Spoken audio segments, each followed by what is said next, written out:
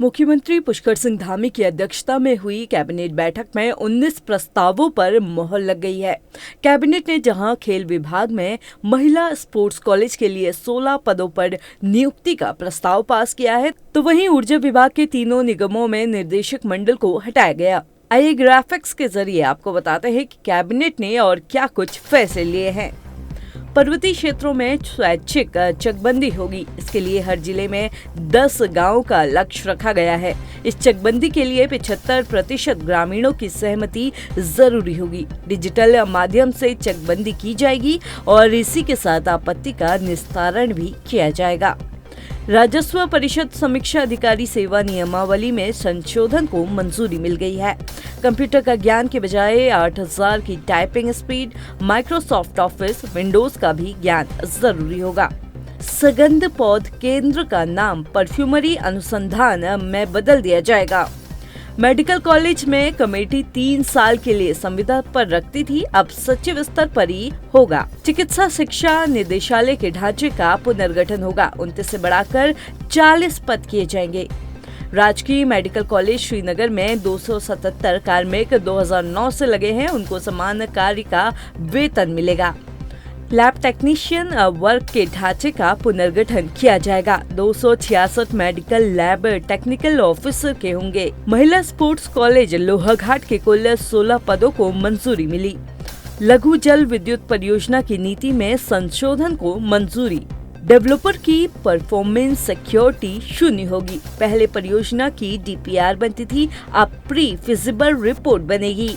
उत्तराखंड अल्पसंख्यक शिक्षा अधिनियम के लिए शैक्षिक नियमावली मंजूर कर ली गई है। मान्यता के आवेदन की प्रक्रिया, शर्तें, नवीनीकरण, मान्यता समाप्त करने के नियम तय हुए।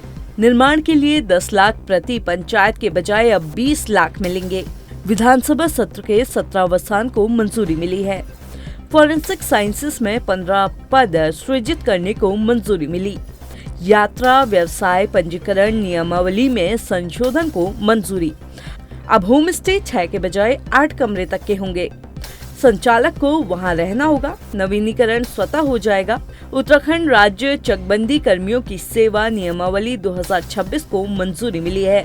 यूपीसीएल, यूजेवीएनएल और पिटकुल में पहले निदेशक के चयन की नियमावली बनी थी, जिसमें निदेशक मंडल में नियुक्त शब्द हटाया गया है। अब बाहर का व्यक्ति भी निदेशक बन सकेगा। ये हमारा जो कृषि और कृषि कल्याण विभाग का था, सगंध पौधा केंद्र कैप सेलाकुई का नाम परिवर्तित करने के संबंध में था।